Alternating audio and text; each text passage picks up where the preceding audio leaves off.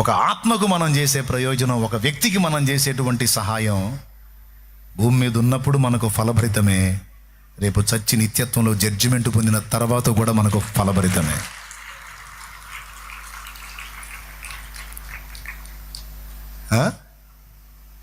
అందుకే ఇప్పుడు మనం ఏం చేయాలి?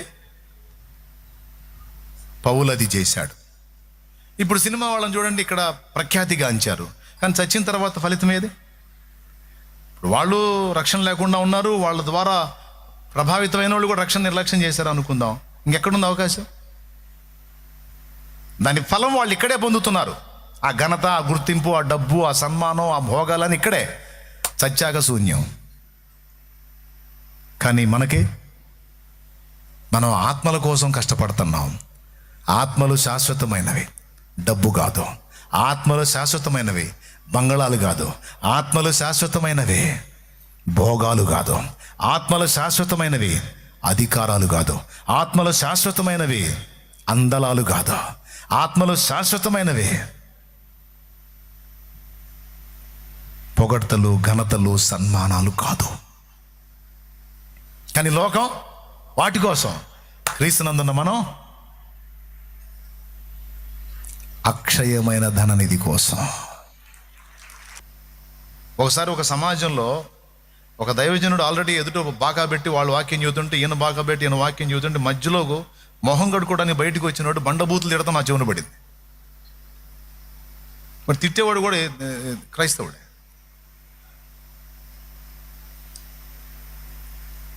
ఇప్పుడు ఎదుటోళ్ళని మనం తప్పు పట్టేటప్పుడు, ఎదుటోళ్ళని మనం పాయింట్అవుట్ చేసేటప్పుడు, ఎదుటోళ్ళని మనం కామెంట్ చేసేటప్పుడు మనం ఎక్కడ తేడా పడతామో మనం చూసుకోవాలిగా. పాయింట్ నెంబర్ 1, స్టార్టింగ్లో ప్రతి ఒక్కళ్ళు కూడా కొంతమంది చాలా వరకు బయట ప్రసంగ వేదికల మీద నిలబడి పరమత దూషణ చేశారా లేదా? వాళ్ళు విశ్వసించే వాటిని వ్యంగ్యంగా మాట్లాడారా లేదా? మనకు తెలుసు. నోరు జారి పిచ్చి పిచ్చి మాటలు మాట్లాడిన అనుభవాలు ఉన్నాయి. అక్కడ వాళ్ళకి గాయం కలిగింది. అదొకటి, పరమత దూషణ. మతం విస్తరిస్తుంది అందుకని వాళ్ళు కక్ష పూనారు అనేది ఒక కోణం అయితే, మన తప్పులు ఉన్నాయా లేవా? మన పొరపాట్లు ఉన్నాయా లేవా? మన దగ్గర కూడా కొన్ని లోపాలు దిద్దుకోవాల్సిన వాటిలో ఒకటి పరమత దూషణ, అంటే ఇతరులను తృణీకరించి మాట్లాడటం ఒకటి. రెండవది, ఈ సౌండ్ సిస్టాలు పెట్టి బయటికి బాకాలు పెట్టి గావుకేకలు వేయటం.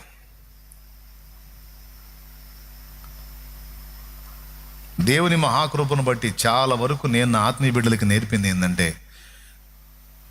బయట మన ఉపదేశం కోసం ఎదురు చూసి, అయ్యా కాస్త సౌండ్ పెంచండి అయ్యా, ఏదో కమ్మన మాట వినపడుతున్నాయి కానీ అసలు మాకు బయటికి వినపడట్లేదు, కాస్త చెప్పండి అయ్యా అనే స్థాయికి గ్రామాల్లో మన ప్రవర్తన ఉండాలి.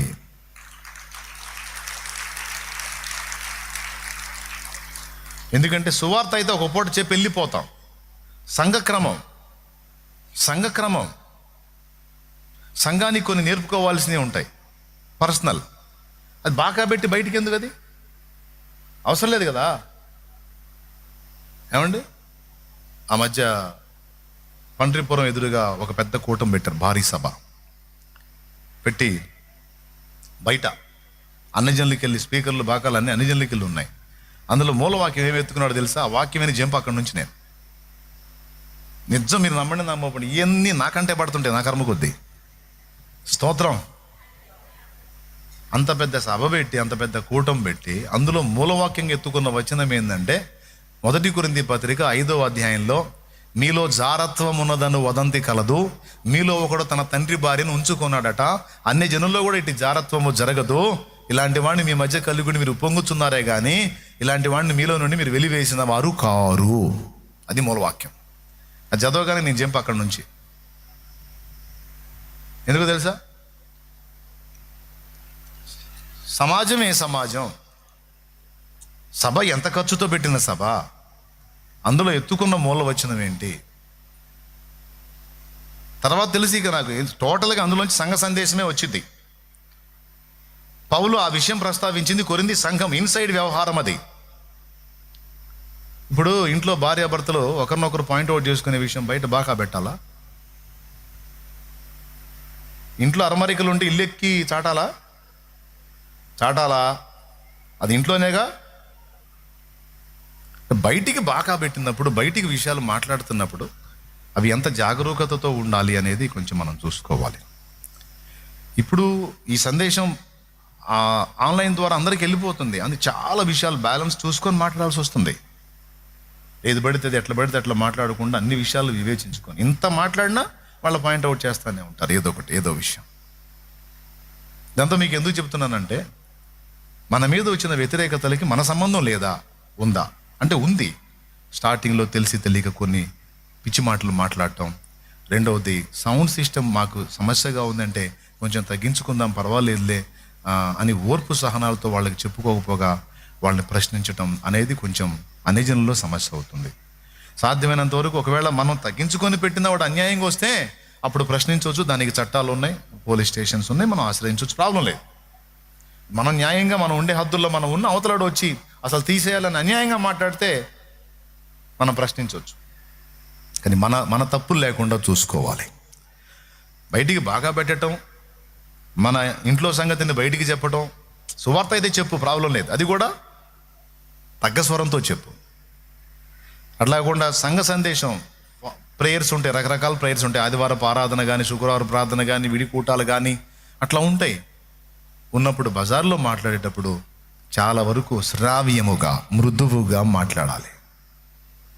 పాట పాడినా, ఆరాధన చేసిన, మాట్లాడిన మృదువైన మాటలు క్రోధమును చల్లార్చును అనుంది. వింటున్నారా? మృదువైన మాటలు. ఏబాయ్ రవి, బయట మాట్లాడేటప్పుడు మాటలు వైనం ఉండాలి, తేటగా ఉండాలి. పోయేవాడు కూడా ఆగి 4 మాటలు విందాం అనిపించేటట్టుగా మన ధోరణి ఉండాలి. పరమత దూషణ చేయటం కానీ, పెద్ద స్వరంతో గావుకేకలు వేయటం కానీ చెయ్యరాదు. అర్థమైందా? మితంగా, అందులో సంఘంలో విషయాలు బయటికి బాగా పెట్టి చెప్పటమే తప్పు అయితే మళ్ళీ అది హెచ్చు స్వరంతో మాట్లాడటం ఇంకా తప్పు. కాబట్టి అదేదో ఉజ్జీవ ప్రసంగం అనుకోవద్దు. ఉజ్జీవ ప్రసంగం కాదు, జనాల్ని నిర్జీవపరిచే ప్రసంగం, జనాల్ని దెబ్బకొట్టే ప్రసంగం అది. కాబట్టి స్పీకర్లు లేని రోజుల్లో, బాకాలు మైకులు లేని రోజుల్లో వాళ్ళు గొంతెత్తి చెప్పాల్సి వచ్చింది కనుక అలా సాధన చేసి చెప్పారు. ఇప్పుడు సౌకర్యం ఇచ్చాడు కనుక ఉన్న సౌకర్యాన్ని వినియోగించుకొని చక్కగా, ప్రశాంతంగా, శ్రావ్యంగా మంచి విషయాలు అన్యజనుల్లోకి వెళ్ళినప్పుడు సాధ్యమైనంత వరకు దేవుని ప్రేమని, దేవుని శక్తిని, పరిశుద్ధాత్మయు దేవుని శక్తియు కనపరచు దృష్టాంతములని నేను వినియోగించానని కొరింథీయులకు రాసినటువంటి 1వ పత్రిక 2వ అధ్యాయంలో పౌలు ఏం చూపించి చెప్పాడో చూడండి ఒకసారి. ప్రసంగంలో ఏం వాడాడో చూడండి. సహోదరులారా, నేను మీ యొద్దకు వచ్చినప్పుడు వాక్చాతుర్యముతో కానీ, జ్ఞానాతిశయముతో కానీ వచ్చిన వాడిని కాను. నేను మీ వద్దకు వచ్చినప్పుడు వాక్చాతుర్యంతో కానీ, జ్ఞానాతిశయముతో కానీ దేవుని మర్మమును మీకు ప్రకటించుచు వచ్చిన వాడను కాను. నేను యేసుక్రీస్తును అనగా సిలువ వేయబడిన యేసుక్రీస్తును తప్ప మరి దేనిని మీ మధ్య నిరుగుకుందునని నిశ్చయించుకుంటుని, మరియు బలహీనతతోనూ భయముతోనూ ఎంతో వణుకుతోనూ మీ యొద్ద నుంటిని. అన్ని జనుల మధ్య ఎలా ఉన్నాడో చెప్తున్నాడు. బలహీనతతోనూ భయముతోనూ ఎంతో వణుకుతోనూ మీ యొద్ద ఉన్నాడు. ఎవరు వీళ్ళు? కొరింథీ సంఘస్థులు. ఈ కొరింథీ సంఘస్థులు క్రైస్తవులా, అన్యులా? అన్యులు క్రైస్తవ్యంలోకి వచ్చారు. సో వాళ్ళ దగ్గరికి వెళ్ళి వాళ్ళని క్రీస్తు కొరకు సంపాదించినప్పుడు ఏ విధమైన ప్రవర్తన కలిగి ఉన్నాడు, ఏ విధమైన ఉపదేశాన్ని చేశాడో కిందకు చదువు, అది కూడా ఉంటుంది. మీ విశ్వాసము మనుషుల జ్ఞానమును ఆధారము చేసుకొనక దేవుని శక్తిని ఆధారము చేసుకొని ఉండవలెనని నేను మాట్లాడినను, సువార్త ప్రకటించినను, జ్ఞానయుక్తమైన తీయని మాటలను వినియోగింపక పరిశుద్ధాత్మయు దేవుని శక్తియు కనపరచు దృష్టాంతములనే వినియోగించి తిని. పరిశుద్ధాత్మయు దేవుని శక్తియు, దేవుని శక్తిని కూర్చున్నటువంటి సాక్ష్యం, అలాగే పరిశుద్ధాత్మ అనుగ్రహించినటువంటి పరిధిలో దేవుని ప్రేమను, దేవుని మంచితనమును, దేవుని త్యాగమును, యేసు సిలువను,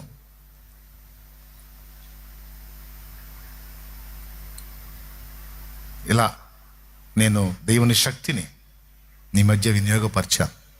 నీ మధ్య నేను భయముతో వణుకుతూ ఉన్నాను. వాక్చాతుర్యాలు, పనితనాలు చూపించలేదు, దేవుని శక్తినే మీకు చూపించాను. ఎంత క్లియర్గా మాట్లాడుతున్నా.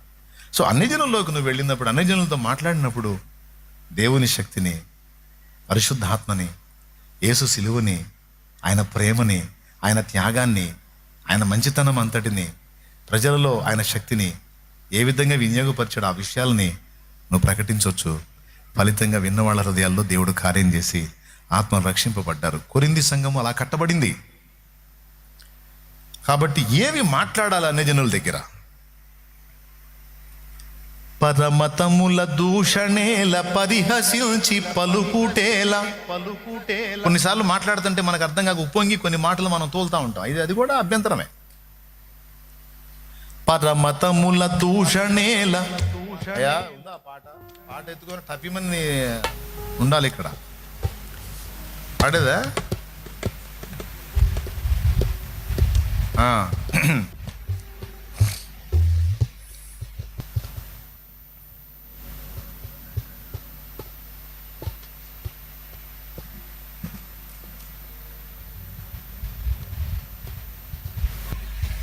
చాలా చరణాలు ఉన్నాయి, 7 చరణాల పాట ఇది.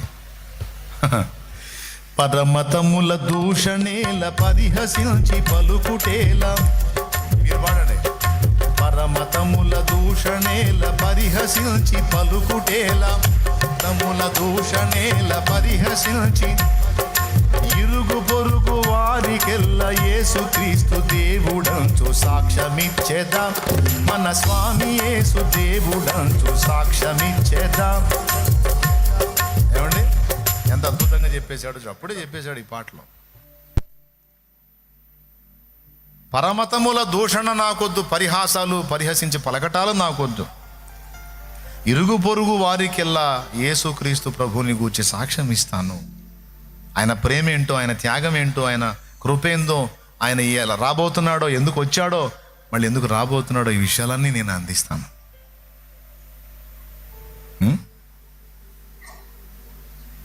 నీకు లేని విషయాలు తెచ్చి మాట్లాడాల్సిన అవసరం లేదు, ఉన్న సంగతులే మాట్లాడు.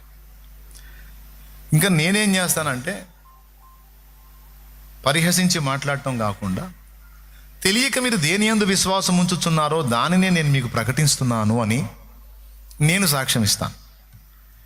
ఉదాహరణకి నేను కొన్ని స్టడీ చేశాను కనుక హైందవ సాహిత్యంలో, వేద సాహిత్యంలో యజ్ఞ పశువు యొక్క బలిదానాన్ని గురించి, ఋగ్వేదంలో ఆది సంభూతుని యొక్క యజ్ఞాన్ని గురించి, మరి అగ్ని అనే వాణిని దేవతలందరూ కూడా ఆరాధించడం వెనక ఉద్దేశాన్ని, అగ్ని పశువై ఉండెను, దేవతలు అగ్ని పశువు చేత యజ్ఞం చేశారు, అగ్ని భూలోకమునకు అధిపతి అయినాడని శుక్ల యజుర్వేద సంహితలో ఉన్న విషయాలు, మన మునులు ఋషులు తపస్సు చేసి కనుగొన్న విషయాల్లో వారు ఒక వ్యక్తిని ఎక్స్పోజ్ చేస్తున్నారు. ఆ వ్యక్తి అనేకుల పాపములకు పరిహారం కోసం యజ్ఞమై తిరిగి లేచాడట.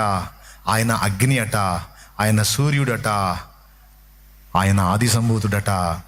ఇదిగో ప్రాణమిచ్చి తిరిగి లేచి అందరి పాపములకు ప్రాయశ్చిత్తం జరిగించినటువంటి ఆది సంభూతుడే యేసుక్రీస్తు అని నేను ఎందుకు అనుకోకూడదు? ఎందుకంటే యేసుక్రీస్తు ఒక్కడే మానవ పాప పరిహారార్థమై యజ్ఞమై తిరిగి లేచిన దేవుడుగా బైబిల్ చెబుతుంది. అలా నిజమైన దేవుడు అందరి పాప పరిహారార్థం బలి అయి తిరిగి లెగుస్తాడని వేదం చూపిస్తుంది. మరి వేదంలో చూపించినటువంటి ఆ ఆది సంభూతిని బలి, సిలువలో యేసుక్రీస్తు బలి ఈక్వల్గా కనపడుతున్నందున ఇదిగో మీరు తెలియక దేని యందు విశ్వాసం ఉంచారో దాన్ని నేను ప్రకటిస్తున్నాను. ఋగ్వేదం 10వ మండలం 90వ సూక్తమైన పురుష సూక్తం ఏ ఆది సంభూతిని గురించి, బలిదానాన్ని గురించి మాట్లాడిందో ఆయన మరెవరో కాదు, యేసుక్రీస్తుని గురించిన సాక్ష్యమే అది. మీరు కొంచెం ఆలోచించండి అని. తెలియక మీరు దేని యందు విశ్వాసం ఉంచారో దాన్నే నేను ప్రకటిస్తున్నాను. ఇది ఇంకో మతం కాదు, ఇంకొక బోధ కాదు. మన వాళ్ళు మనకు అందించింది. ఆనాడు నామం బయలుపరచబడలేదు. ఈరోజు నామం, ఆ నామం యేసు అను నామం బయలుపరచబడింది. ఆకాశం క్రింద ఇవ్వబడిన మరి ఏ నామం రక్షణ లేదని బైబిల్ చెప్పింది. యేసు నామంలో మన పాపాలకు నిష్కృతి ఉందని బైబిల్ చెప్పింది. ఆ నామమును అంగీకరించండి, హృదయంలో చేర్చుకోండి. ప్రభువా, నా పాపముల కొరకు ప్రాణం పెట్టి తిరిగి లేచిన మహానుభావ, ఆది సంభూతుడా, ఇదిగో నిన్ను కూడా నేను ఆశ్రయిస్తున్నాను, నేను కూడా నిన్ను ఆశ్రయిస్తున్నాను. నీ రక్తంతో నా పాపాలు కడిగి నన్ను పరిశుద్ధపరచు, నన్ను కూడా నీ రాజ్యంలో చేర్చుకోనాయనని ఒక మాట అనండి. నమ్మి బాప్తిజం పొందండి, ధన్యులు అవుతారు. ఆయన రక్తం చేత మీ పాపాలన్నీ కడిగి మీకు ప్రాయశ్చిత్తం తన ప్రాణం ద్వారా జరిగించి మీకు అందరికీ నిత్య జీవాన్ని ఇస్తాడు అని నేను ఆ విషయాలు ప్రస్తావించి సువార్త అందిస్తాను. Praise the Lord, praise the Lord, hallelujah. మీరు పురాణాల్లో ఉన్న వాళ్ళని, పురాణాల్లో చెప్పబడినటువంటి ఉపమాన కథల్ని దైవములుగా భావించి మీరు నమ్ముతున్నారు. కానీ ఈ పురాణాలన్నిటికంటే ముందున్నది వేదం. వేదం చెప్పినటువంటి సాక్ష్యం, ఆది సంభూతిని బలిదానం యేసునే సూచిస్తుంది. చూడండి, మీరు వీటిని కాదు, వేదమును ఫాలో అవ్వాలి, వేదంలో చెప్పిన ఆది సంభూతుని దగ్గరికి రావాలి అని నేను సాక్ష్యం ఇస్తున్నా. కొంతమందికి నచ్చింది, కొంతమందికి నచ్చదు. నచ్చినప్పుడు నాకేం ఇబ్బంది లేదు. కొంతమందికి అర్థమైంది, కొంతమందికి అర్థం కాదు. అర్థం కానోడు కొన్ని మాటలు నాకు సంబంధం లేదు. అర్థమైనోడు సంతోషంగా వచ్చి చేర్చబడతాడు. కాబట్టి ఇతరులకు, ఇప్పుడు ఒక పెద్ద ఆయన ఒక మాట చెప్పాడు, భలే మాట. సువార్త చెప్తే కన్నతల్లి అన్నం పెట్టినట్టు ఉండాలి కానీ చవతల్లి అన్నం పెట్టినట్టు ఉండకూడదురా అంటాడు. కన్నతల్లి అన్నం ఎట్ట పెట్టిందండి? నా తిన్నానా, చూడు చందమామ, చూడు అదే చూడు చందమామరా మా అబ్బాయి కోసం రా అని అంటే వాడు చూస్తాడు, నోరు తెరుస్తాడు, అన్నం పెట్టి. ఇంకా నాకు వద్దు అని వాడు మొర ఇస్తే, లేదు మా బంగారం కాదు, మా అబ్బాయి మంచోడు, ఇది మొత్తం తింటాడు అని మళ్ళీ బతినాడి గిన్నె మొత్తం నా పొట్టలో చేర్చింది. ఎందుకు అమ్మ అంత కష్టపడి తింటే వాడు బ్రతుకుతాడు, తినకపోతే వాడు ఎఫెక్ట్ అవుతాడు. అదే చవతల్లి అనుకోండి, కన్నతల్లి చచ్చిపోయింది, చవతల్లి వచ్చింది, పెట్టిద్దాను మా నాన్న బంగారం, ఏడాడ మందంతా నేనే మోచావాల్సి వచ్చింది నీ జనం తింటే తినలేతే సావు అని పడేసిపోయింది. అంతేగాని మా బుజ్జి మా బంగారం అయ్యా తినయ్యా అంటారా? అన్నది కదా. చవతల్లి అన్నం పెట్టినట్టు చెప్పకూడదు సువార్త.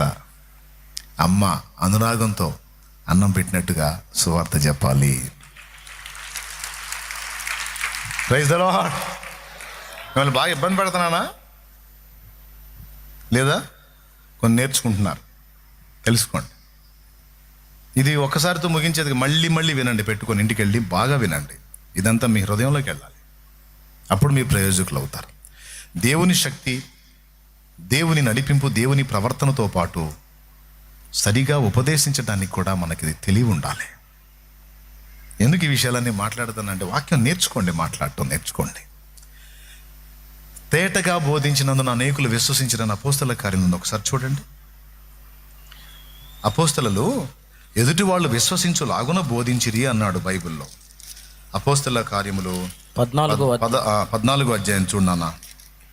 ఈకోనియాలో జరిగినదేమనగా, వారు కూడి యూదుల సమాజ మందిరంలో ప్రవేశించి తేటగా బోధించినందున అనేకులు యూదులను గ్రీసు దేశస్థులను విశ్వసించి. గ్రీసు దేశస్థులు అంటే అన్యులమ్మా. యూదులు గ్రీసు దేశస్థులు విశ్వసించిరి. అటు వాక్యం ఎరిగిన వాళ్ళు యూదులు నమ్మారు, గ్రీసు దేశస్థులు కూడా నమ్మారు. ఎందుకు? అక్కడ అన్నాడు తేటగా బోధించినందున.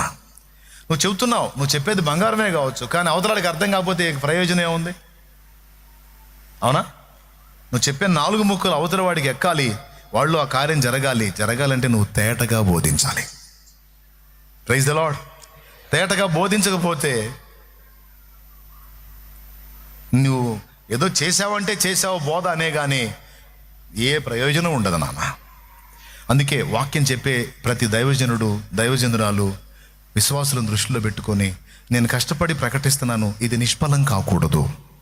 ఈ వాక్యము వాళ్ళ హృదయాల్లో పడి ఇది ఫలింపుకు నోచుకోవాలి, వాళ్ళల్లో ఆ విధమైనటువంటి చైతన్యం రావాలి. అందుకు అనుగుణ్యంగా నేను సరిగ్గా సిద్ధపడి బోధించాలి అనే ఆలోచన ఉండాలి. అక్కడేమన్నాడు? వారు తేటగా బోధించినందున. బైబిల్లో రాయించాడు ఆ మాట. బోధలో తేటదనం ఉండాలి, స్పష్టత ఉండాలి.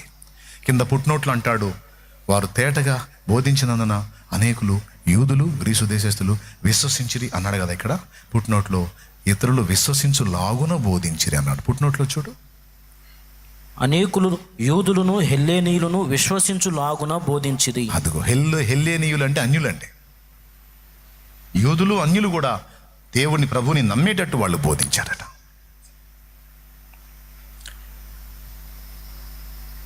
ఒకవేళ నీకు అవగాహన లేదా, ఇప్పుడిప్పుడే వస్తున్నావా, అట్లయితే ట్రైనింగ్ చేయి. 4 కూర్చోండి, రోజు 1 గంట టైం కేటాయించుకోండి. రోజుకు ఒకళ్ళు వాక్యం చెప్పండి, మిగిలిన 3 వినండి.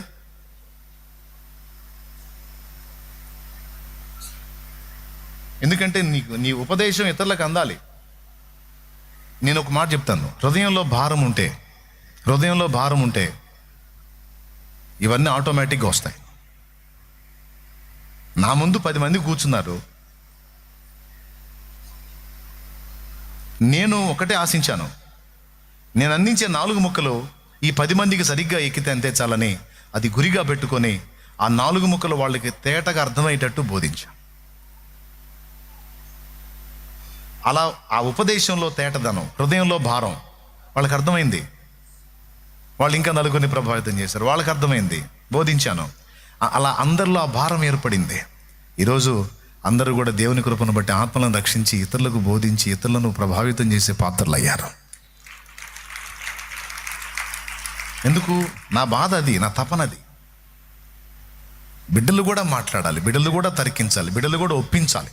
వాళ్ళు ప్రార్థనాపరులై ఉండాలి, సత్క్రియలు చేసేవారై ఉండాలి, అండ్ సత్యవాక్యాన్ని సరిగా బోధించటం నా బిడ్డలకు కూడా వచ్చి ఉండాలి, తెలిసి ఉండాలి. నా హృదయంలో భారం పెట్టాడు దేవుడు. ఆ భారం ఇతరులకు క్లియర్గా అర్థమయ్యేటట్టు బోధించాలని నేను ఆలోచించాను. ఆ భారాన్ని బట్టి 100 మంది నా ముందు కూర్చుంటే, నేను ఒకసారి ఒక దైవజనుడు తన అనుభవాన్ని గురించి మాట్లాడినప్పుడు నేను విన్నాను. ఆయన ఒక కూటానికి వెళ్ళాడు, మహాసభలకి. ఆ దైవజనుడు అంతకుముందు ఆయన పెరిగిన సంఘంలో అనుభవాలను బట్టి పెద్ద పెద్దగా అరిసి వాక్యం చెప్పేవాడంట, పెద్ద పెద్దగా అరిసి. ఆ రోజు విజయవాడలో కూటాలు జరుగుతుంటే ఏబి మాస్లమణి గారు అక్కడికి వచ్చి వాక్యం చెప్పడానికి వస్తే, ఆయన వాక్యం చెప్పడానికి వేదిక మీదికి రాకమునుపు వేరే వాళ్ళు మాట్లాడుతూ ఉంటే ఆడోళ్ళు మగవాళ్ళు మాట్లాడుకుంటా, పిల్లలు అటు ఇటు తిరుగుతా ఆ సభ అంతా గందరగోళంగా ఉందంట. ఈలోపు మాస్లమణి గారు వచ్చాడు. మన మధ్యలోనికి దైవజనులు ఏబి మాస్లమణి గారు వచ్చారు. వారు మనకి ఇప్పుడు దేవుని వాక్యం అందించబోతున్నారు. మరి దేవుని వాక్యాన్ని విందాం అనగానే పిల్లలు కూడా సైలెంట్గా కూర్చున్నారంట. పెద్దోళ్ళు, ఆడోళ్ళు, మగోళ్ళు అందరూ కరెక్ట్ కూర్చున్నారు. పిల్లలు కూడా వచ్చి చట్టుకుని కూర్చొని ఇంకా చూస్తూ ఉన్నారట. ఆయన చక్కగా చాలా సింపుల్గా అందరికి అర్థమయ్యేటువంటి విధంగా చాలా తేటగా ఆయన మాట్లాడుతూ ఉంటే ఇక ఎవరు అటు ఇటు కదలట్లేదంట, ప్రశాంతంగా వింటా ఉన్నారు ఆయన మాట్లాడినంతసేపు. ఆ కూటం అయిపోయింది. ఈయన అబ్జర్వ్ చేశాడంట. ఈయన మాట్లాడుతుంటే అసలు ఎంత పిన్ డ్రాప్ సైలెంట్, ఎవడు మాట్లాడలేదు. ఆయన ఎలా మొదలు పెట్టేవాడు? ఆ వేళ యెరూషలేము నుండి యెరికోకు ప్రభు వెళ్తున్నాడు. వాతావరణం ప్రశాంతంగా ఉంది. ఆ మార్గంలో ప్రభు నడుస్తూ వెళ్తున్నాడు. త్రోవ ప్రక్కన చాలా చెట్లున్నాయి. అందులో ఒక చెట్టు దూరంగా కనపడుతుంది. ప్రభు ఆగి ఆ చెట్టు వంక చూస్తూ ఉంటే శిష్యులు కూడా ప్రభుతో పాటు ప్రభు ఎందుకు చూస్తున్నాడని ఆ చెట్టు వైపు చూస్తూ ఉన్నారు. చూసిందే తడవుగా చకాచకా ఆ చెట్టు దగ్గర నడుచుకుంటూ వెళ్ళి ఆ చెట్టు చుట్టూ తిరిగి పరకాయిస్తున్నాడు, పరిశీలిస్తున్నాడు. 2-3 సార్లు తిరిగి కొంచెం ఆ చెట్టు నుంచి ప్రక్కకు వచ్చి, ఇక ఎప్పటికీ నీవు కాపు కాయకుందువు కాక అన్నాడు. పాపం పక్కన ఉన్న శిష్యులకు ఆశ్చర్యం కలిగింది. ఈ చెట్టు దగ్గరకు వచ్చి ఈ 3-4 సార్లు తిరిగి ఈ మాట ఎందుకన్నాడు ప్రభు అని వాళ్ళు ఆశ్చర్యచకితులే చూస్తూ ఉన్నారు. ఇలా సాగుద్ది ప్రసంగ ధోరణి. ఆ సన్నివేశంలోకి తీసుకెళ్ళి అక్కడ అంజూరు చెట్టు కనపడిద్ది, చెట్టు చుట్టూ తిరగటం కనపడిద్ది, దానికి కాయలు లేకుండా ఉండటం కనపడి, చూసి కూర్చునే వీక్షకులకి, వినేవాడికి పిక్చర్ కనపడిద్ది. అంటే ఆ సన్నివేశంలోకి తీసుకెళ్తాడు. ఓ రోజు యేసు ప్రభు ప్రాంతానికి వెళ్తూ ఉంటే కొంతమంది మనుషులు ఒక పాడెను మోసుకొని వస్తూ ఉన్నారు. ఆ వచ్చే తరుణంలో ఆ బిడ్డను పోగొట్టుకున్న తల్లి పాడె వెంట పడి గోడుకొని ఏడుస్తూ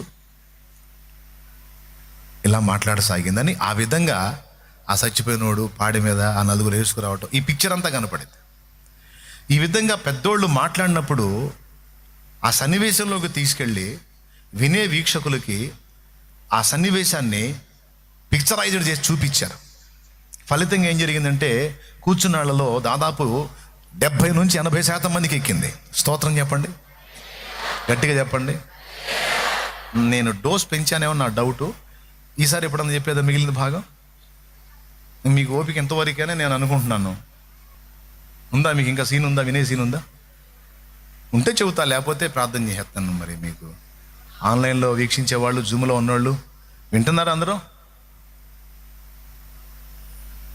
ఉన్నారా లైన్లో? తర్వాయి బాగా వచ్చే వారం ఓకేనా? ఇప్పుడేనా? చెప్పండి మరి, సరిగా స్పందిస్తే చెబుతాను, టైం పోతుంది. చెప్పాలా? రైట్. ఆ విధంగా వాళ్ళ ధోరణి సాగుద్ది. కనీసం 60% మందికి వాక్యం ఎక్కేటట్టు వాళ్ళు మాట్లాడేవాళ్ళు. రంది అది, లక్ష్యం అది. నా ముందు 100 మంది కూర్చుంటే కనీసం 60 మందికి నేను చెప్పే మ్యాటర్ అర్థం కావాలి,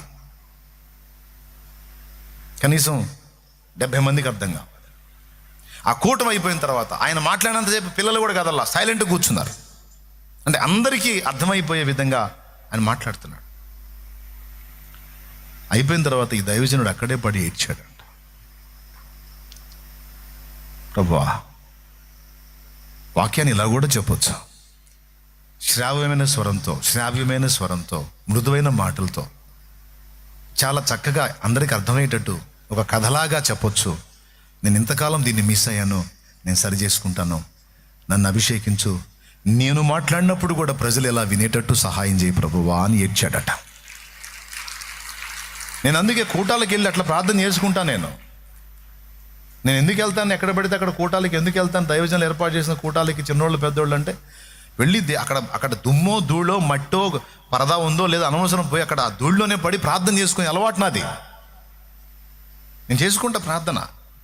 నేనే మునగాడిని, నేను పెట్టిందే కోట, ఎవడు పెట్టినా నేను అనే లేదు, వెళ్తా. అయితే వాళ్ళని డిస్టర్బ్ చేయకుండా మఫ్టీలో వెళ్తా. ఎందుకంటే ఏదో ఈ ముఖం కొంచెం ప్రజలకు అర్థమైంది కదా, అందుకని ప్రజల ముందుకు వెళ్ళి మళ్ళీ వాళ్ళని డిస్టర్బ్ చేయటం ఎందుకు? పాపం వాళ్ళు తిప్పలేదు, వాళ్ళు పడుతున్నారు. కాబట్టి నేను వెళ్తా, ఈ కర్చీఫ్ కట్టుకొని కలర్ బట్టలు వేసుకొని సైలెంట్గా వెళ్ళి ఎక్కడో నాకు నచ్చిన చోట కూర్చొని ఏడ్చి ప్రార్థన చేసుకొని వస్తా. నా అలవాటు.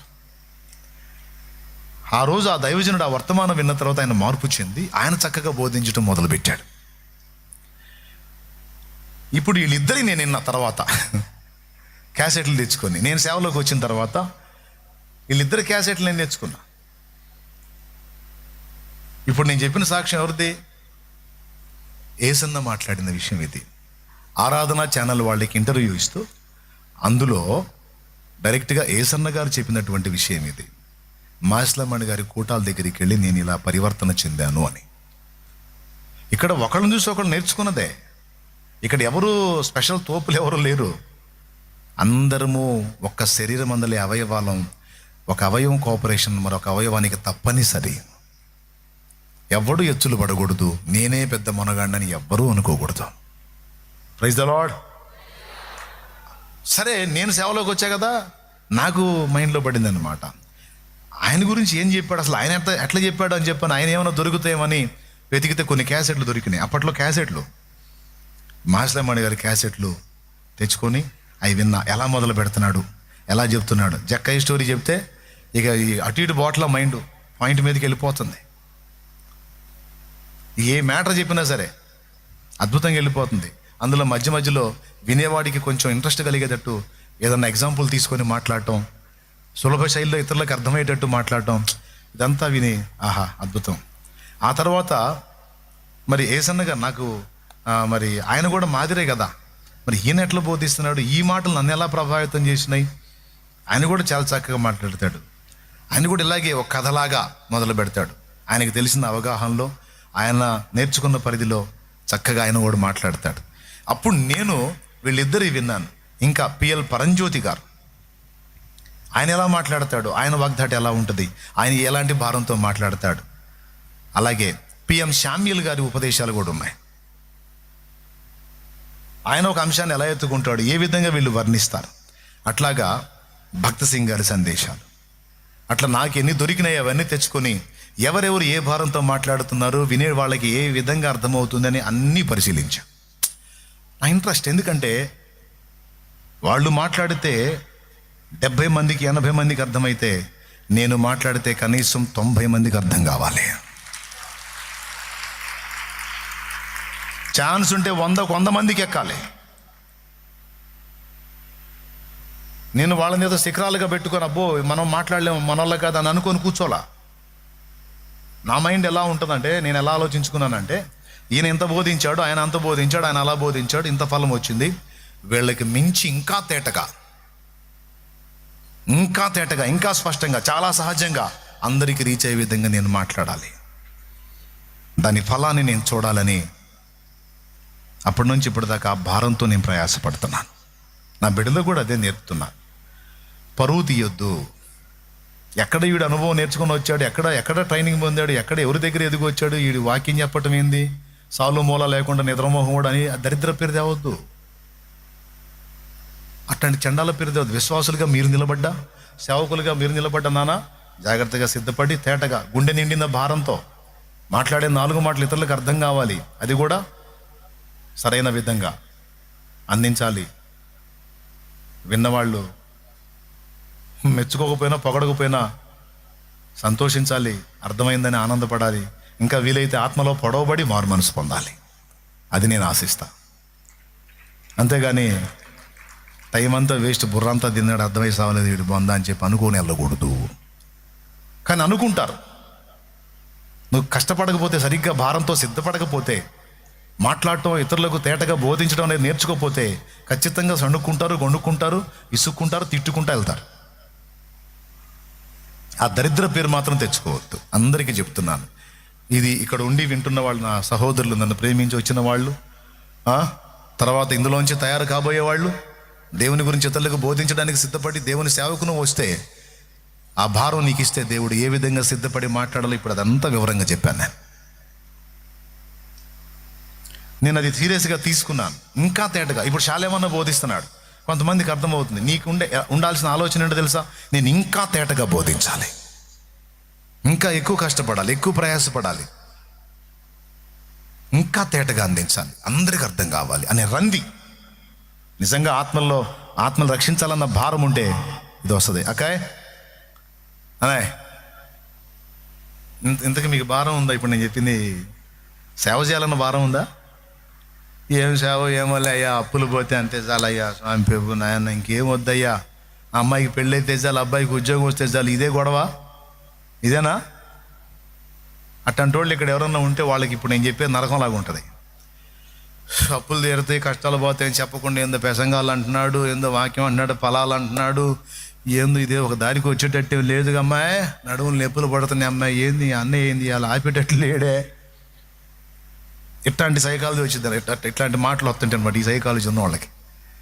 లేదు, నిజంగా రోషం ఉండి భారం ఉండి నేను కూడా మాట్లాడాలి, నా తోటి వాళ్ళకి నేను కూడా సువార్త అందించాలి, 10 మందిని కట్టాలి, వాళ్ళని పెంచాలి, వాళ్ళని సిద్ధపరచాలనే రెండున్న వాళ్ళకి ఇది ఆయువు పట్టు లాంటి అంశం. నిజమే అంటే కొట్టు గట్టిగా.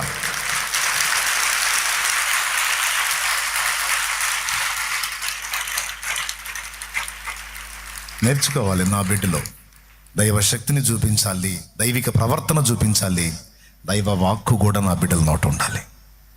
వాక్కు వెదజల్లబడితే హృదయంలో పొడవబడాలి, ఆత్మలో పరివర్తన కలగాలి, ఆ భారం నిండిన హృదయంతో మాట్లాడాలి. కామెడీతో ప్రసంగం చేయొచ్చు, వినే వీణుల్ని రంజింపజేయచ్చు వాక్చాతుర్యంతో, కానీ హృదయాల్లో కార్యం జరగదు. అదే కన్నీటితో, భారంతో, బాధ్యతతో మనం మాట్లాడితే హృదయాల్లో పరివర్తన వచ్చింది, ప్రయోజకులు అవుతారు. Praise the Lord. కాబట్టి ఉపదేశం చేసేటప్పుడు ఇది కూడా నేను ఆలోచించుకొని జాగ్రత్తలు తీసుకున్నాను. ఒకరోజు పొద్దుపోయిందిలే, అందరూ మత్తులై ఉన్నారు అని హాస్యాన్ని జోడించి ప్రసంగం చేశాను. హాస్యాన్ని జోడించి ప్రసంగం చేస్తే కూటం అయిన తర్వాత ఒకళ్ళ దగ్గరికి వచ్చింది, అసలు అల్లాడిచ్చావా.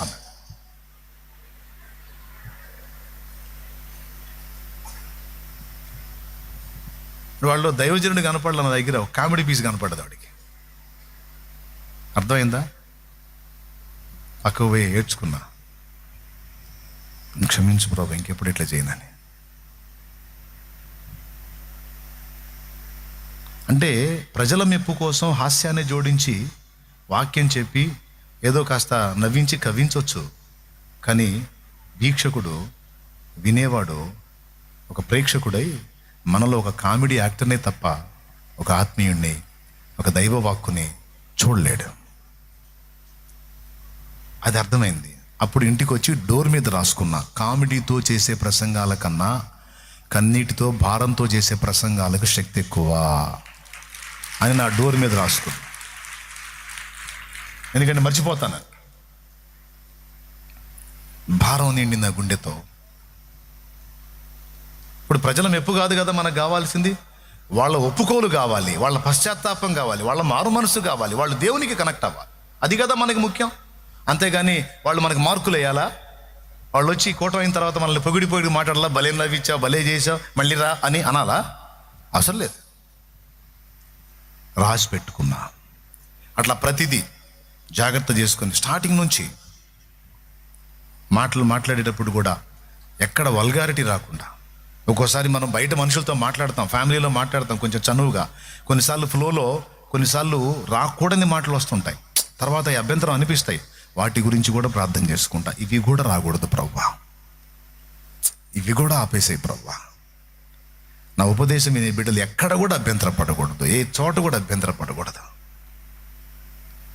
ప్రతి మాట ఒక ఆణిముత్యమే వాళ్ళ హృదయాల్లోకి వెళ్ళాలి. ప్రభువా సహాయం చేయి అని ప్రార్థన చేసుకుంటాం. నాయనా నీకు ఉపయోగపడుతుందని చెప్పాను నాయనా, ఓకేనా? ఇప్పుడు వేరే అంశాన్ని వివరిస్తా, ఇదొక అంశం అయిపోయింది. అయినా పర్వాలేదు. మీరు వెళ్ళి ఫలించుటకును మీ ఫలము నిలిచునుటకును నేను మిమ్మల్ని ఏర్పరచుకున్నాను అన్నాడు ప్రభు. ఇక్కడ మనం ఆలోచించాల్సిన విషయం ఉంది. ఇప్పుడు నా అంశం స్టార్ట్ అయింది. ఇప్పటిదాకా మీకు పునాదే వేశాను. ముందు చెప్పిన మ్యాటర్ అంతా ఉపోద్ఘాతంలో భాగమే. మీకు నడుము లేపులు లేకుండా ఒక పావుగంట 20 నిమిషాల్లో నేను ముగిస్తాను కాబట్టి ఒక్కసారి అలా లేచి కూర్చోండి అందరూ. లేదా నా కష్టం అంతా పోయింది. అందుకని ఇప్పటిదాకా ఉపదేశ క్రమం, వ్యవహార శైలి అవన్నీ మాట్లాడాను.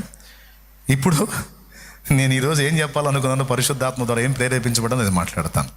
ఒక్కసారి అలా లేచి 2 చేతులు పైకెత్తి స్తోత్రాలు చెప్పండి. ఇప్పుడు ఒక చరణం పాడుకుందాం. ఆత్మీయ పోరాటంలో ఎదురయ్యే ఒడిదుడుకులలో, ఆత్మీయ పోరాటంలో ఎదురయ్యే ఒడిదుడుకులలో ఎడబాయలేదు క్షణమైన నీవు, ఏ వేళనైనా నన్ను వీడిపో. ఎడబాయలేదు క్షణమైన నీవు, ఏ వేళనైనా నన్ను వీడిపో. నా పాటలో పల్లవే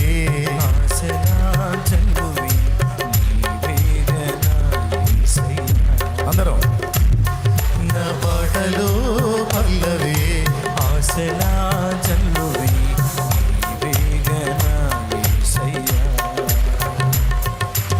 ఆరాధనా నీకే దేవా, ఆనందము నీవే కావా. ఆరాధనా నీకే దేవా. ప్రైజ్ ద లార్డ్, హల్లెలూయా. ప్రభుకు స్తోత్రాలు. ఇప్పుడు కూర్చుందామా వెళ్దామా?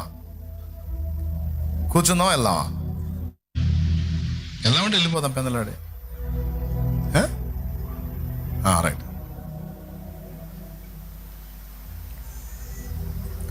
ఇంకెంతసేపు ఉంటుంది? నా అంచనా ప్రకారం ఒక 15 మినిట్స్, ఒక 15 నిమిషాలే నేను మీకు అందిస్తాను.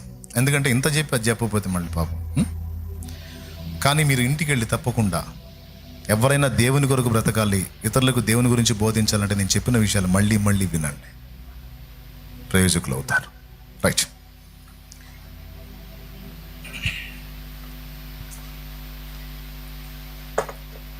మరి యేసు ప్రభు ఒక మాట అన్నాడు, ఒక ఉపమానం.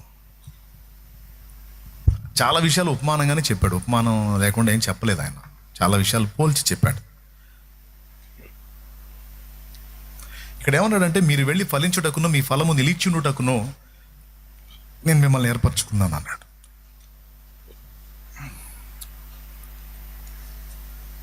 మీ ఫలం నిలిచి ఉండాలని ఏర్పరచుకున్నానంటే కొంతమంది ఫలం నిలిచి ఉండదు అని అర్థం.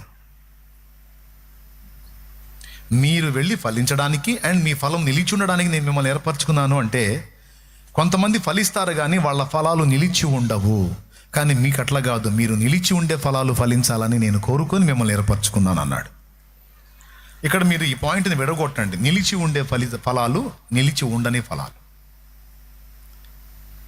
నిలిచి ఉండే ఫలాలు, నిలిచి ఉండని ఫలాలు. ఇది ఎంత కీలకం అంటే మనకి ఈ విషయాన్ని కానీ మనం అర్థం చేసుకోగలిగితే రేపు దేవుని దగ్గర గొప్ప సాక్ష్యాన్ని పొందవచ్చు. మనం ప్రభు నోటితో పొందవచ్చు. గుర్తుపెట్టుకోండి, మనకి ఈ లోకం పర్మనెంట్ కాదు, మనకు ఆ లోకం పర్మనెంట్. ఇక్కడ ఆవిరిలాగా మనం కనబడుతున్నాం కాసేపు, తర్వాత మాయమైపోతాం. మనకి యేసయ్యతో ఉండే జీవితం పర్మనెంట్. అదైతే మీకు గ్రహింపులో ఉంది కదా. చూస్తానే పిల్లలం పెద్దోళ్ళం అయ్యాం. ఏమండి, చదువులు అయిపోయినాయి, పెళ్ళిళ్ళు, వివాహాలు, పిల్లలు, వాళ్ళ భవిష్యత్తు. ఇక నెక్స్ట్ ఎంత అందమైనటువంటి బిడ్డలైనా సరే వృద్ధులు అవుతారు కదా, మారిపోతాయి కదా. అంటే దేహం మార్పుని ఏం సూచిస్తుందంటే నీకు ఈ లోకం పర్మనెంట్ కాదు, నువ్వు అక్కడ ఉండాల్సిందని, అక్కడ ఉండాల్సిన వాడివి కనుక నువ్వు అక్కడి ఆలోచనలు కలిగి ఉండని మన బాడీయే అద్దం ముందుకు వెళ్ళినప్పుడు మనకు సాక్ష్యం ఇస్తూ ఉంటుంది. ఓకే, సో దాన్ని పక్కన పెడతాం. మీరు ఫలించాలి, ఆ ఫలం నిలిచి ఉండాలి. అంటే కొంతమంది ఫలిస్తారు కానీ నిలిచి ఉండవు. ఉదాహరణకి ఈ నిలిచి ఉండే ఫలాలు, నిలిచి ఉండని ఫలాలు అంటే ఏంటో ఒకసారి మీకు యేసు ప్రభు చెప్పిన ఎగ్జాంపుల్నే చెప్తాం. మీకు అందరూ తెలిసింది, మీలో ఎవడైనాను విందు ఏర్పాటు చేసుకుంటే, పెండ్లైనా అది ఏ విధమైన విందైనా ఏర్పాటు చేసుకుంటే, సహజంగా మీ చుట్టాలు, బంధువులు వాళ్ళని పిలవటం అనేది మీకు అలవాటు. కానీ దానివల్ల మీకేమి ఫలము? నువ్వు ఎందుకు పిలిచావు? వాళ్ళందరూ వచ్చారు. రేపు వాళ్ళు కూడా ఫంక్షన్స్ ఏర్పాటు చేసుకొని నిన్ను విందుకు పిలుస్తారు. ఈరోజు నీ దగ్గరికి వచ్చి వాళ్ళు తిన్నారు, రేపు వాళ్ళ దగ్గరికి వెళ్ళి నువ్వు తింటావు. అప్పుడు నీకేం ఫలము?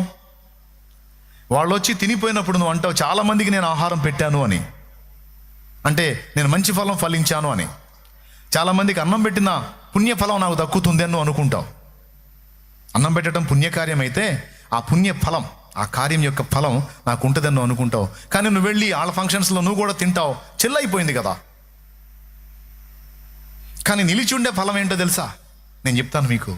అదేంటంటే మీరు విందు చేసేటప్పుడు తిరిగి మీకు పెట్టలేని వాళ్ళని పిలవండి అన్నాడు.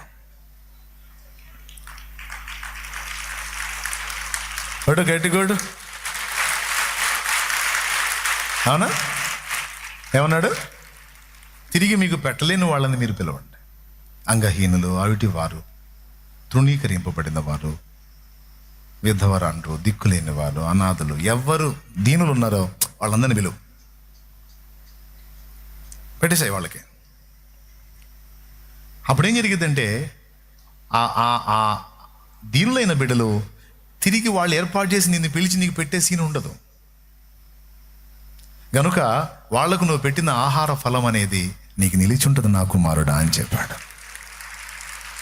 ఇప్పుడు దీన్ని బట్టి పాయింట్ నెంబర్ 1లో నిలిచి ఉండే ఫలంలో ఇక ఏమేమి వస్తాయో ఒక పెద్ద డైరీ రాయొచ్చు.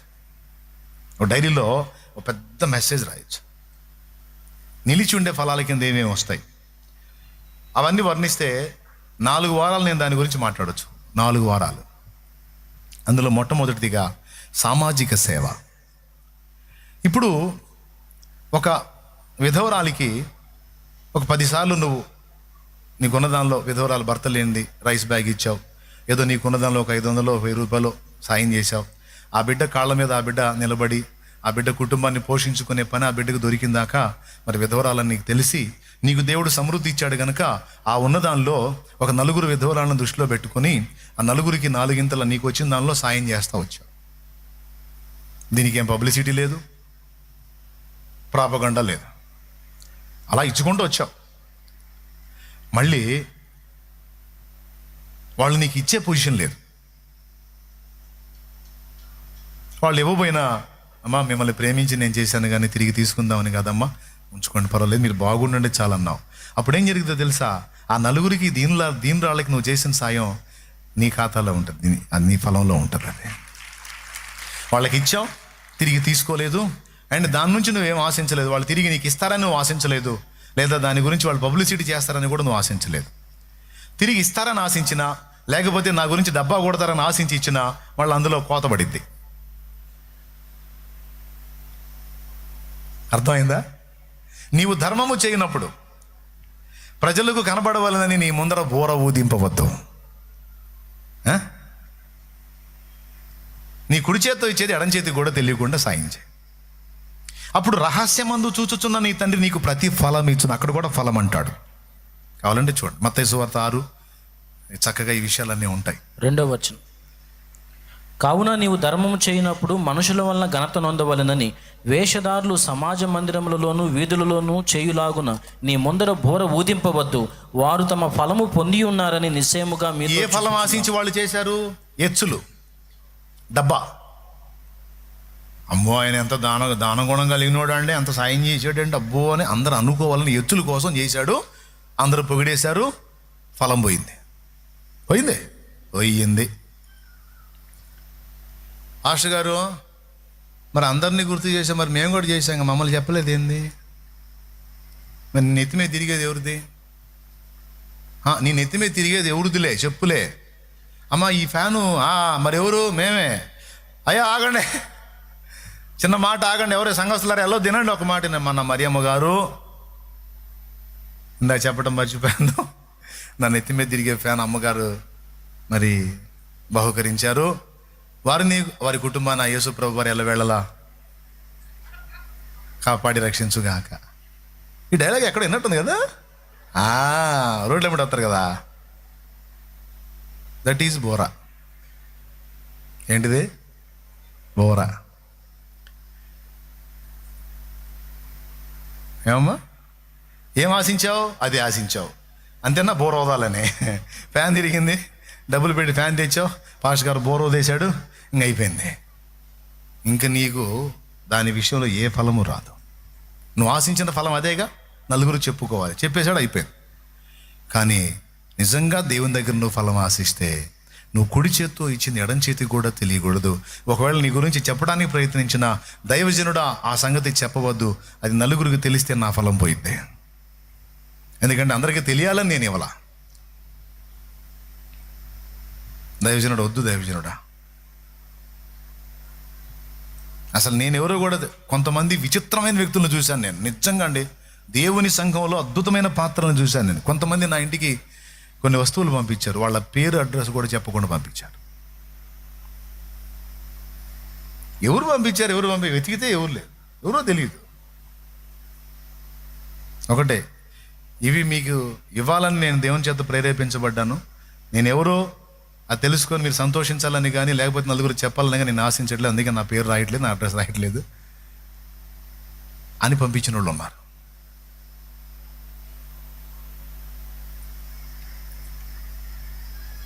కొంతమందికి మనుషులకి ఇచ్చి పంపించిన వాళ్ళు ఉన్నారు. ఎవరిచ్చారని చెప్పొద్దు అన్నారని మీకు ఇవ్వమన్నారు అంతే. అదే చెప్పా ఏమైందంటే చెప్పొద్దని చెప్తే మళ్ళీ దేవుని దగ్గర ఫలం పోయేదని చెప్పొద్దు అన్నారని వద్దన్న. ఎంత చురుగ్గా ఉన్నారో చూడు. దేవునికి మహిమ కలుగును గాక. పెద్దగా చెప్పండి. ఇప్పుడు మీకేం అర్థమైంది అంటే నిలిచి ఉండే ఫలం ఏదో, నిలిచి ఉండని ఫలం ఏదో ఇక్కడ మీరు ఈ దానం అనే దాని దగ్గర మనం తెలుసుకోవచ్చు. Praise the Lord, hallelujah. Right.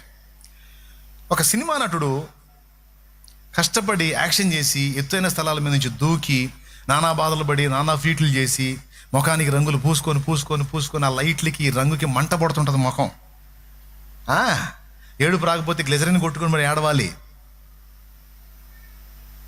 చాలా సమస్యలు, నిద్రలు గాయాలి, నీళ్ళకు తడవాలి, ఎండకి ఎండాలి, పరిగెత్తాలి, నానా బాధలు పడాలి ఒక హీరో. ఇన్ని కష్టాలు పడి జనాభిమానం అనే ఫలం సంపాదించుకుంటాడు. ఏ ఫలం? జన అభిమానం అనే ఫలం సంపాదించుకుంటాడు. ఆ ఫలం దెబ్బకి ప్రజలు, ఇప్పుడు మన ఒక సినీ నటుడు ముఖ్యమంత్రి అయినట్టుగా ఆ స్థాయికి కూడా తీసుకెళ్తారు ప్రజలు. ఓకే, ఇదొక విధమైన ఫలం. బాగా వినండి, ఇదొక విధమైన ఫలం. ఈ ఫలం ప్రజల కోసం కష్టపడ్డప్పుడు ప్రజల ముందే కనపడిద్ది అది. కానీ ఒకనాటికి ఆ పర్సన్, అతన్ని పొగిడిన ఈ వ్యక్తులు, అతన్ని అభిమానించిన వ్యక్తులు, అతన్ని నాయకుడిని చేసిన వ్యక్తులు ఆ వ్యక్తి మొత్తం పోతారు, కనపడరు. ఇక వాళ్ళు ఎవరైనా సరే ఒకనాటికి వాళ్ళు ఉండరు. నటుడు ఉండడు, నటుణ్ణి అభిమానించిన అభిమానులు ఉండరు, మొత్తం పోతారు, శూన్యం. తర్వాత ఆయనకు దేవుని దగ్గర ఫలం ఉంటుందా? ఉండదు. ఎందుకంటే ఆయన జానడు పొట్ట కోసం ఆయన వేషధారణ చేశాడు, నటించాడు. ఏదో అతని వాళ్ళ వినోదం కోసం వాళ్ళు చూశారు, ఆయన పొట్ట కోసం ఆయన చేశాడు. చెల్లు చెల్లు. వాళ్ళు ఎంతమంది అభిమానులు సంపాదించుకున్నా ఒకనాటికి ఆ అభిమానులు కూడా శూన్యం. అంతమంది అభిమానించిన అభిమాన నటుడు కూడా శూన్యం. చివరికి దేవుని దగ్గరికి పోయిన తర్వాత కూడా ఆ ఫలం శూన్యమే. కానీ అపోస్తలుడైన పౌలు కష్టపడి క్రీస్తు సువార్త ప్రకటించి ఆత్మలను సంపాదించుకున్నాడు. ఎవరిని సంపాదించుకున్నాడు? ఆత్మలను సంపాదించుకున్నాడు. ఈ ఆత్మలను సంపాదించుకోవటం వల్ల ఏం జరిగింది? వీళ్ళందరినీ రక్షణలో నడిపించిన పౌలు రేపు దేవుని ముందుకు వస్తాడు. ఆయన కష్టపడి నిత్యం మండే నరకం నుంచి ఆత్మలను కాపాడి వాళ్ళకు రక్షణ సువార్త చెప్పి వాళ్ళని రక్షించినందుకు గాను వాళ్ళు కూడా ఆయన ఫలముగా రేపు దేవుని ముందు నిలిచి ఉంటారు. ఈ మాట నేనల్లా, పౌలే అన్నాడు. నా అతిశయమును నా కిరీటము మీరే అన్నాడు. దాని అర్థం ఏంది? మీరే నా ఫలం అన్నాడు, మీరే నా ఫలం అన్నాడు, నా అతిశయం మీరే అన్నాడు, నా కిరీటం మీరే అన్నాడు. రేపు ఈ ఆత్మల కోసం కష్టపడ్డప్పుడు, ఈ ఆత్మలకు సువార్త చెప్పి వాళ్ళని రక్షించడానికి కష్టపడ్డప్పుడు పౌలుకి ఈ శేషం ఉందా లేదా? పెద్దగా చెప్పండి. దేవునికి స్తోత్రం. ప్రభు ఒకసారి ఒక ఉపమానం చెప్తూ, మీకు కలిగిన అన్యాయపు సిరి వలన మీ కొరకు మనుషుల్ని సంపాదించుకోండి అన్నాడు. దాని అర్థం ఏంటో తెలుసా? అక్కడ అన్నాడు, రేపు నీ కొదువైనప్పుడు వాళ్ళు నిన్ను చేర్చుకుంటారు అన్నాడు. విచిత్రమైన విషయం చెప్తా ఇక్కడ. నీ కొదువైనప్పుడు వాళ్ళు నిన్ను తమ నిత్యమైన నివాసాల్లో చేర్చుకుంటారన్నాడు. ఒక్కసారి ఆ ఎగ్జాంపుల్ చూడండి. టైం అవుతుంది, ఈసారి ఎప్పుడన్నా చెప్పేదా? ఇప్పుడే చెప్పేదా? మీకేం ఇబ్బంది లేదు కదా? అంటే 15 నిమిషాలు అయిపోయింది. అందుకని లూకా సువార్త 16వ అధ్యాయం 9వ వచనం. అన్యాయపు సిరి వలన మీకు స్నేహితులను సంపాదించుకొనుడి, ఎందుకనగా ఆ సిరి మిమ్మును వదిలిపోవునప్పుడు వారు నిత్యమైన నివాసములలో మిమ్మును చేర్చుకొందురని మీతో చెప్పుచున్నాను. ఇప్పుడు సిరి వలన మనుషుల్ని సంపాదించుకోండి అన్నాడు, బాగానే ఉంది. వారు నిత్యమైన నివాసములలో మిమ్మల్ని చేర్చుకుందరనే మాట వాడాడేంది?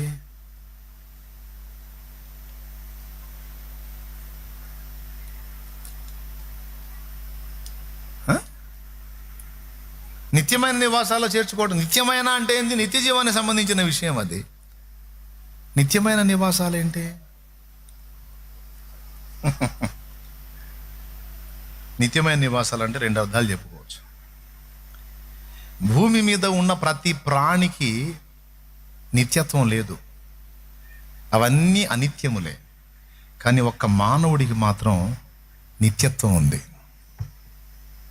ఎంతమందికి తెలిసి ఈ సంగతి?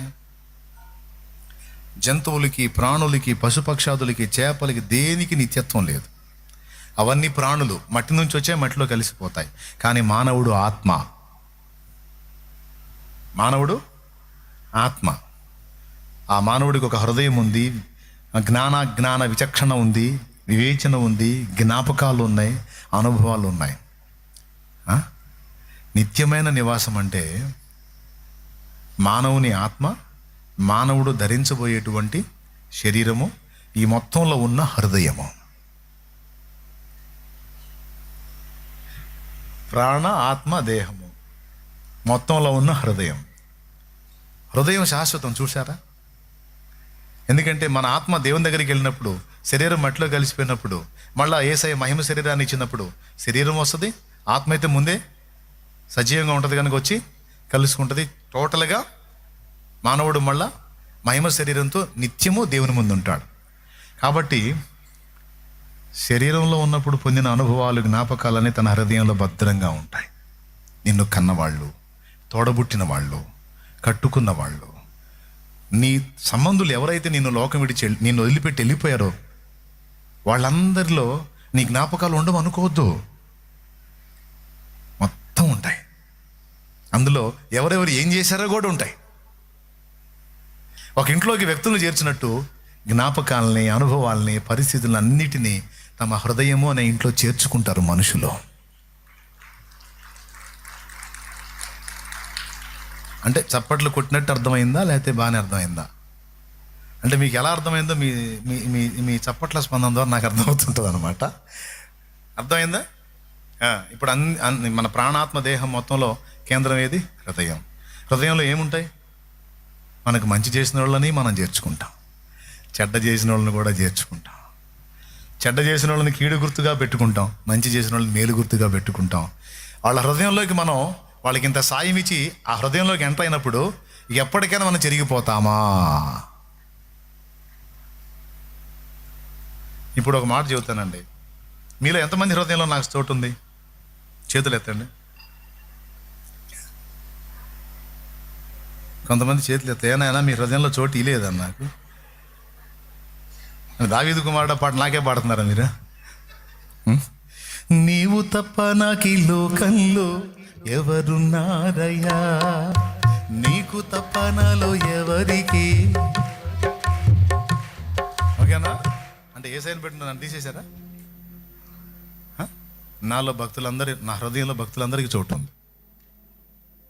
ఎంతమంది నాకు ప్రయోజనకరులైన భక్తులు ఉన్నారో, నా కంటికి కనబడకపోయిన వాళ్ళ జీవితాలు, ఎంతమంది జీవితాలు నాకు మాదిరిగా ఉండి మేలు చేసినాయో అందరినీ నా హృదయంలో పెట్టుకున్నా. నాకు కీడు చేసిన వాళ్ళు కూడా పెట్టుకున్నా. నా హృదయం అనే నివాసంలో, ఆ నిత్యమైన నివాసంలో, హృదయం నిత్యమైందా కాదా? ఏందమ్మో మీకు అర్థం కాలేదా ఏంది? డౌట్ లేదుగా. మన ఆత్మకు శాశ్వతత్వం ఉంది, ఆత్మలో హృదయం ఉంది. హృదయానికి శాశ్వతత్వం ఉందా లేదా? ఆ నిత్యమైన హృదయంలో యేసు ప్రభుతో పాటు నాకు కూడా మీరు అంత చోటు ఇచ్చారు. రేపు అక్కడ పోయిన తర్వాత శాలేమన్న మీకు తెలుసా? శాలేమన్న ఎవరైనా అంటారుగా. శాలేమన్న తెలియపోవటం ఏంటంటే దూతగారు గంటల నడువులో నొప్పులు పుట్టిందాక మా మైండ్ తిని అసలు అల్లాడిచ్చి, అమ్మో ఆయన మర్చిపోతామా? అమ్మో ఆయన మైకాసురుడు, రావణాసురుడు, భస్మాసురుడు, ఏమండి బకాసురుడు, ఇట్లా అసురులు ఉన్నారు, అసురులు. అందులో మనం మైకాసురుడు వదిలిపెట్టాడు. ఆయన ఎట్ట మర్చిపోతాం అంటారా? మీ మౌనం అర్ధాంగీకారం. అన్న మీకు గుర్తుంటాడు. కానీ అన్నింట్లో అన్న ఉంటాడు, మీ ఇంట్లో మీరు ఉంటారు, కానీ మీ హృదయంలో అన్న ఉంటాడు. ఇంకొకటి, అన్న హృదయంలో కూడా మీరు ఉంటారు.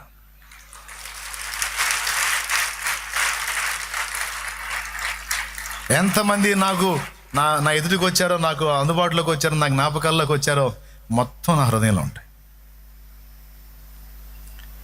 భలే మ్యాటర్ అండి ఇది. మనకేమో టైము మ్యాటర్ అని చాలా వాల్యుబుల్ ఇన్ఫర్మేషన్. నిత్యమైన నివాసం అంటే నంబర్ 1 హృదయము. అర్థమైందా? హృదయంలోకి చేర్చుకుంటారు.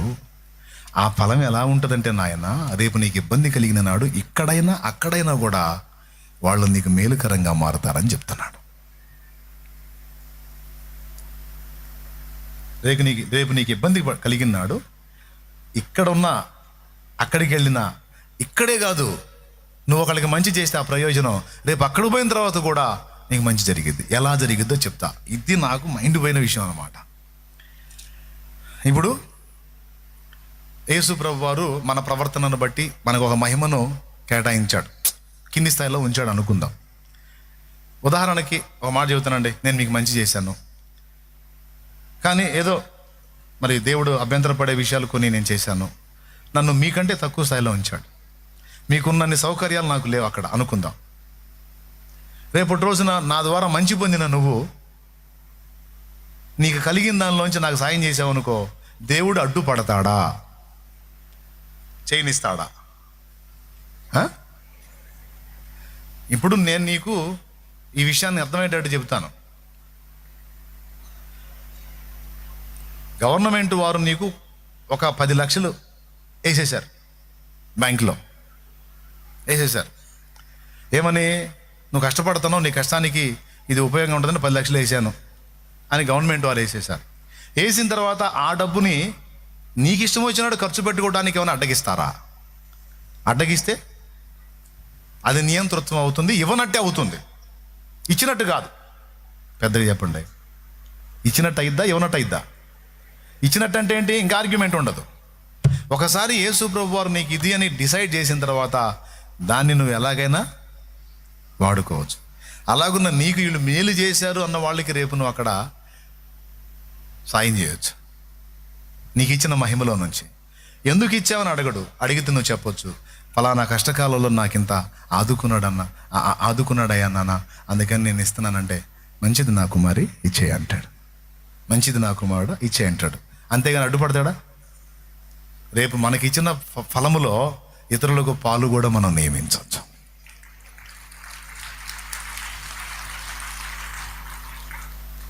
అయ్యే ఛాన్స్ లేదా? ఇలా జరిగే ఛాన్స్ లేదా? మనకు దేవుడిచ్చిన మహిమలో ఇతరులకు కూడా అందులో పాలు నియమించి ఇతరులను కూడా ఆదరించడానికి. అసలు పరలోకం చేరే హృదయం అంటేనే అలాంటిది. దేవుడి జడ్జిమెంట్ ప్రకారం దేవుడు కేటాయిస్తాడు, నువ్వు ఇట్లా చేసావు దీన్ని బట్టి నీకు ఇంతే అంటాడు, నీకు ఇంతే అంటాడు. అవునయ్యా, నీ తీర్పు నువ్వు తీర్చావు, అందులో నువ్వు న్యాయవంతుడు, నిర్మలుడివి, తేడా లేదు. కానీ నేను మేలు పొందాను కనుక నేను హెల్ప్ చేస్తాను, అలా చేసుకోపో, మీరు ఒక ఫ్యామిలీ చేసుకోండి అంటాడు. కానీ కుదరదో అండో. కాబట్టి ఇప్పుడు చెప్పండి, ఒక ఆత్మకు మనం చేసే ప్రయోజనం, ఒక వ్యక్తికి మనం చేసేటువంటి సహాయం భూమి మీద ఉన్నప్పుడు మనకు ఫలభరితమే, రేపు చచ్చి నిత్యత్వంలో జడ్జిమెంట్ పొందిన తర్వాత కూడా మనకు ఫలభరితమే.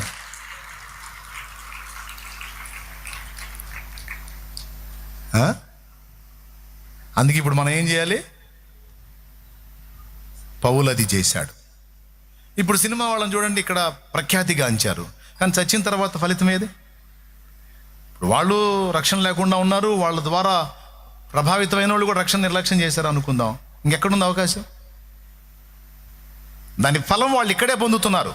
ఆ ఘనత, ఆ గుర్తింపు, ఆ డబ్బు, ఆ సన్మానం, ఆ భోగాలని ఇక్కడే, చచ్చాక శూన్యం. కానీ మనం ఆత్మల కోసం కష్టపడుతున్నాం. ఆత్మలు శాశ్వతమైనవి, డబ్బు కాదు. ఆత్మలు శాశ్వతమైనవి, బంగళాలు కాదు. ఆత్మలు శాశ్వతమైనవి, భోగాలు కాదు. ఆత్మలు శాశ్వతమైనవి, అధికారాలు కాదు. ఆత్మలు శాశ్వతమైనవి, అందలాలు కాదు. ఆత్మలు శాశ్వతమైనవి, పొగడ్తలు, ఘనతలు, సన్మానాలు కాదు. కానీ లోకం వాటి కోసం. క్రీస్తునందున్న మనం అక్షయమైన ధననిధి కోసం. Praise the Lord. మీరు వెళ్ళి ఫలించుటకును మీ ఫలము అది. చాలామంది ఫలిస్తున్నారు ఆ లోకంలో, కానీ వాళ్ళ ఫలాలు నిలిచి ఉండవు. కానీ మీరు ఫలించాలి, ఆ ఫలం నిలిచి ఉండాలని. ఇప్పుడు ఒక ఆత్మకు మనం మేలు చేస్తున్నాం. నంబర్ 1, ఆత్మ నరకం నుంచి కాపాడుతున్నాం. నంబర్ 2, ఆత్మలకు హెల్ప్ చేస్తున్నాం ఉన్నంతలో, ఏం ఆశించకుండా. దీనంతటి ఫలం మనకు భద్రం చేయబడింది. ఇంకా నిలిచి ఉండే ఫలాలు ఏంటి? ఒక వ్యక్తి కోసం ప్రార్థన చేసినప్పుడు, ఆత్మల కోసం ప్రార్థన చేసినప్పుడు వాళ్ళు తిరిగి నీ కోసం ఏమీ చెల్లించరు. వాళ్ళ కోసం నువ్వు చేసిన ప్రార్థన నీకు శేషంగా ఫలంగా ఉంటుంది. ఒక ఆత్మలకు సువార్త చెప్పి నువ్వు రక్షణలోకి నడిపించావు, మళ్ళీ వాళ్ళు నీకు సువార్త చెప్పి నడిపించేది ఉండదు. కాబట్టి వాళ్ళకు సువార్త చెప్పి రక్షించిన ఆ ఫలం నీకు శేషం. అర్థమైందా? ఈ విధంగా దేవులాడుకో, వెతుక్కో, తిరిగి నాకు చెల్లించనివి ఏవేవి ఉన్నాయి వీళ్ళు, అవన్నీ చేసి పడే. సంపాదించుకో పరలోకంలో ఫుల్గా. ఇప్పుడు లే, ఏమైనా అర్థమైందని చెప్పింది. ఒక వ్యక్తికి సువార్త చెప్పి ఒక ఆత్మ నువ్వు రక్షిస్తే, ఆ వ్యక్తి కోసం నువ్వు పడ్డ ప్రయాసం అంతా వ్రాయబడింది నీ లెక్కలో ఫలముగా. మళ్ళీ ఆ వ్యక్తి నీకు చేసేది ఏమైనా ఉందా? మళ్ళీ సువార్త చెప్పి నిన్ను రక్షించేదానికి ఏమైనా ఉందా? తిరిగి నీ రుణం తీర్చేదానికి ఏమైనా ఉందా? లేదు. ఆ వ్యక్తిని నువ్వు రక్షించిన ఆ రుణము ఎప్పటికీ తీరదు. ఇప్పుడు చూడండి, ఒక ఆత్మను రక్షించడం ఎంత విలువైందో. అది ఎప్పటికీ మాసిపోని ఫలం, ఎప్పటికీ రద్దవని ఫలం. అందుకే ఆత్మల రక్షణ కోసం కష్టపడాలి. ఆత్మల కోసం ప్రార్థించినా అది శాశ్వత ఫలమే, ఆత్మల కోసం వెచ్చించినా అది శాశ్వత ఫలమే. ఇంకా ఈ భూమి మీద మనుషుల కొరకు ఎన్ని విధాలా మనం చేయగలమో అదంతా మనకు శేషంగా ఉంటుంది. దిక్కులేని వారికి, అనాథలకు, అభాగ్యులకు, విధవరాండ్రకు, వృద్ధులకు నువ్వు చేయదగ్గ సేవ నువ్వు చేస్తే ఆ ఫలమంతా నీకుంటుంది. వాళ్ళందరూ నీకు రుణస్తులే. ఎందుకంటే వాళ్ళ దగ్గర నువ్వు పేరు ప్రఖ్యాతులు ఆశించలేదు, ఏ ఫలం ఆశించలేదు. వాళ్ళు బాగుంటే చాలనుకున్నావు, సేవ చేశావు. వాళ్ళు రక్షింపబడితే చాలనుకున్నావు, సేవ చేశావు. అంతేకాదు, దేవునికి మనం చెల్లించే స్తుతి, ఆరాధన నిత్యమైనది. ప్రైజ్ ద లార్డ్, హల్లెలూయా.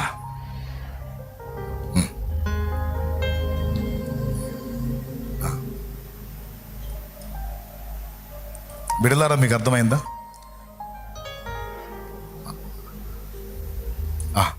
అర్థమైంది నాన్న.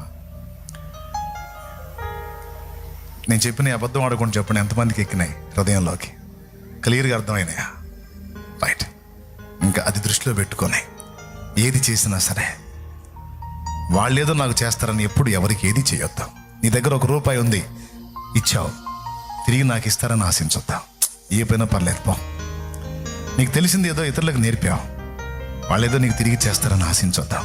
పొగుడుతారని కూడా ఆశించొద్దు. పొగడకపోయినా పర్వాలా, 10 మందికి చెప్పకపోయినా పర్వాలా, వాళ్ళు బాగుంటే అంతే చాలని చేసావుగా, అంతే ఉండు.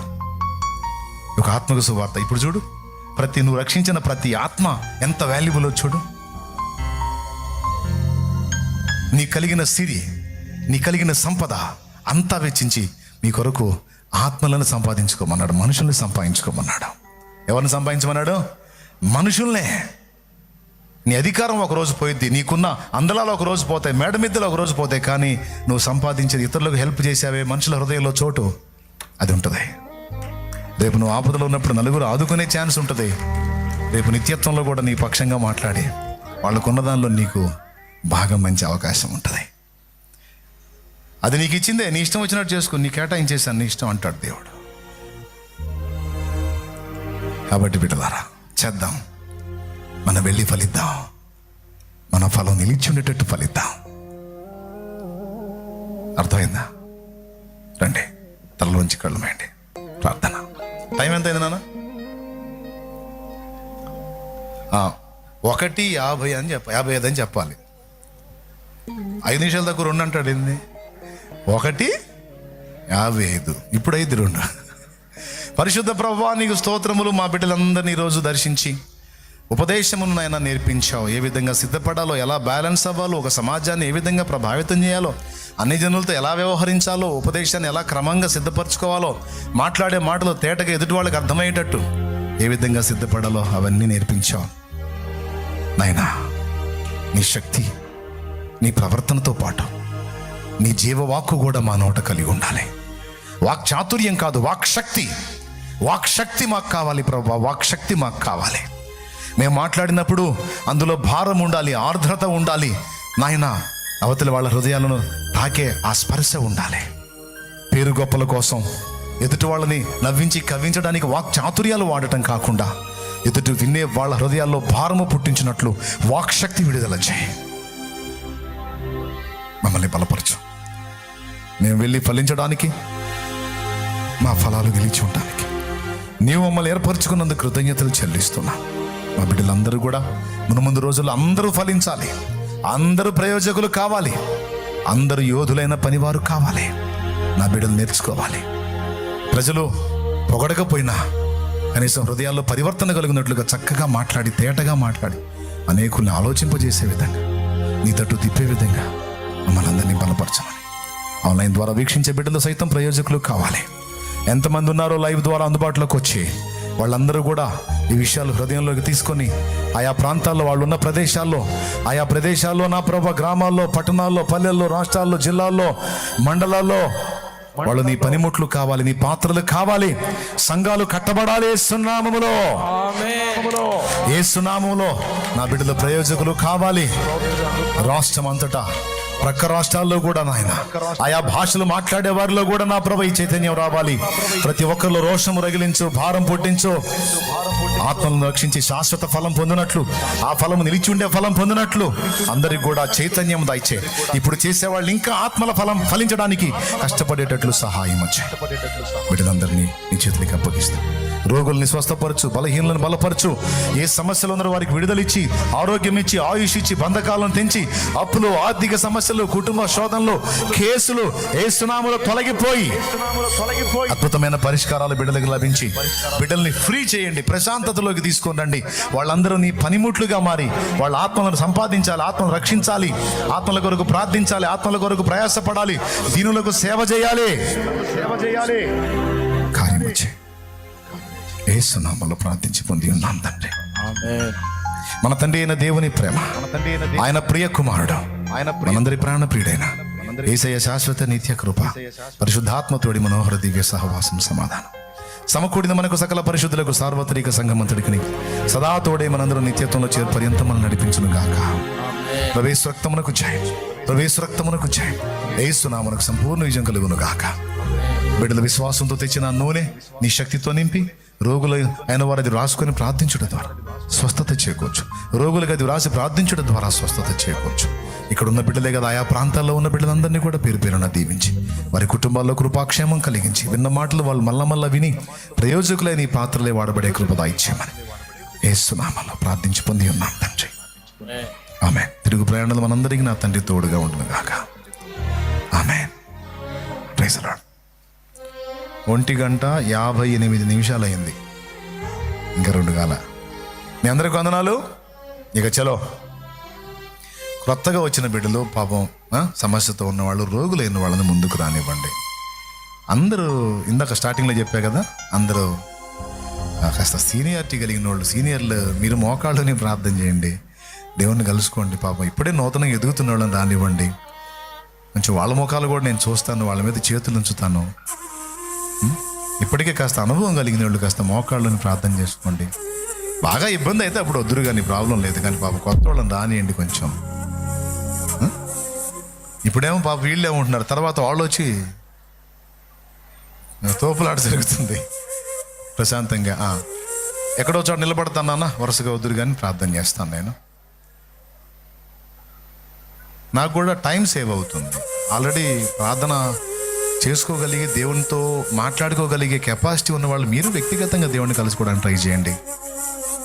పాపం ఇప్పుడే ఎదుగుతున్న వాళ్ళు, కొత్తగా వచ్చిన బిడ్డలు ఉంటారు, వాళ్ళని కొంచెం తాకనివ్వండి. Praise the Lord. రైట్. మీ అందరికి వందనాలు.